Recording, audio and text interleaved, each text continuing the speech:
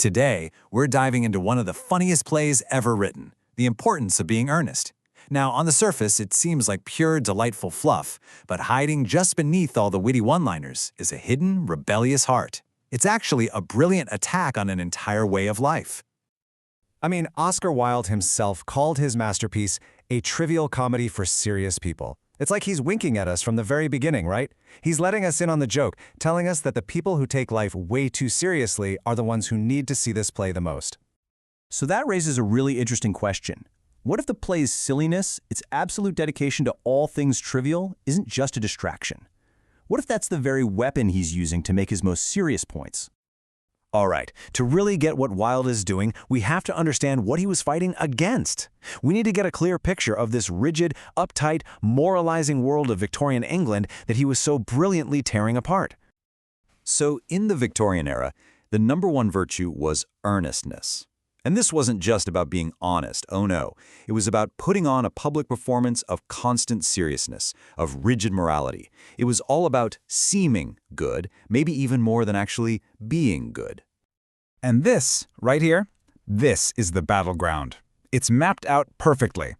On one side, you have all those heavy, stuffy Victorian ideals: duty, morality, sincerity. And on the other side, Wilde's glorious rebellion: pleasure, style, and the sheer beauty of doing absolutely nothing. For Wilde, this constant pressure to be earnest wasn't noble at all. It was a suffocating trap. It was basically a recipe for a dull, dishonest life where everybody was just pretending to be something they weren't. So, how do you fight back against that kind of social pressure? Well, Wilde had his own special toolkit for making trouble, all part of this philosophy he championed called aestheticism, which is this idea that life itself should be treated like a work of art. First up in his toolkit is this absolutely brilliant invention called Bunburying. It's basically the art of creating a fake person. In the play, it's a constantly sick friend named Bunbury, so you can get out of boring dinners and family events. It is the ultimate 19th century excuse to bail on plans. And listen to how the character Algernon puts it. Creating an elaborate lie like Bunbury isn't some moral failing. Nope, it's an absolute necessity if you want to have a fun and free life. The lie is just better than the truth because it creates pleasure. Simple as that. Now, Wilde's heroes in this world were called dandies. These guys completely rejected that Victorian ideal of the hardworking, productive citizen. Their entire purpose was to be beautiful, to be witty, and to be idle. You could almost think of them as the original influencers, curating their own existence down to the last perfect detail. This quote perfectly captures their main weapon, the epigram, a short, witty, and often paradoxical statement. When Algernon says this, the value isn't in whether it's philosophically true. The value is in how clever it sounds. It's always, always style over sincerity. And this is how Wilde's language just flips morality completely on its head. You have characters getting into these long, passionate arguments about muffins and tea cakes, while they dismiss huge things like death and marriage with a quick, breezy one-liner. The trivial becomes the most important thing in the world. Okay, so we've got the tools: Bunburying, the dandy, the epigram. Now let's see how they all come together to deliver the play's final philosophical punchline, where the lie actually, literally, becomes the truth. So, the real antagonist of this play, it's not a single person. It's the entire suffocating social code of Victorian England. And that whole system is perfectly embodied by one person, the terrifying, unforgettable Lady Bracknell. For her, morality is just a question of money and social status. This line about Jack being an orphan is one of the most famous in all of theater.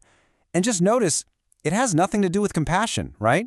It's a cold, absurdly witty calculation of his social and financial value. His lack of parents is just an inconvenience. And this really gets to the heart of Wilde's critique.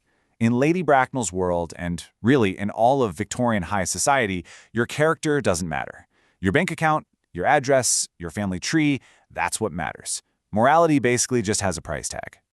The climax of the play is just an absolute masterstroke. The entire artificial reality the characters built for themselves suddenly, magically becomes true. Jack's lie, his whole Bunburying act as a man named Ernest, is revealed to be his actual birth name through a ridiculous series of coincidences.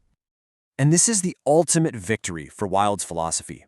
The characters didn't have to learn a lesson or become more sincere. No, Instead, their made-up story was just so perfect, so aesthetically pleasing, that life itself had no choice but to conform to it. The fiction was simply better than the reality. And Jack's final line is the ultimate joke. He's not saying he's learned the importance of being a sincere, moral person. He's saying he's finally learned the vital importance of having the name Ernest, the artificial label that gets him everything he wants. He embraces the name, not the virtue. So what should we take away from this brilliant, so-called trivial comedy? I mean, why does a play that's over 100 years old still feel so sharp and so relevant today? Well, Wilde is making a powerful and kind of provocative case that Artifice isn't just for escaping. It's a creative act. It's a way to design a better, more beautiful, and more freeing reality for yourself than the one that society tries to hand you. It is the absolute triumph of style over sincerity. And that leaves us with one last big thought. In our modern world of curated social media feeds, online personas, and personal branding, are we all just Bunburying now? Has life, after all this time, finally caught up to and started imitating Oscar Wilde's art?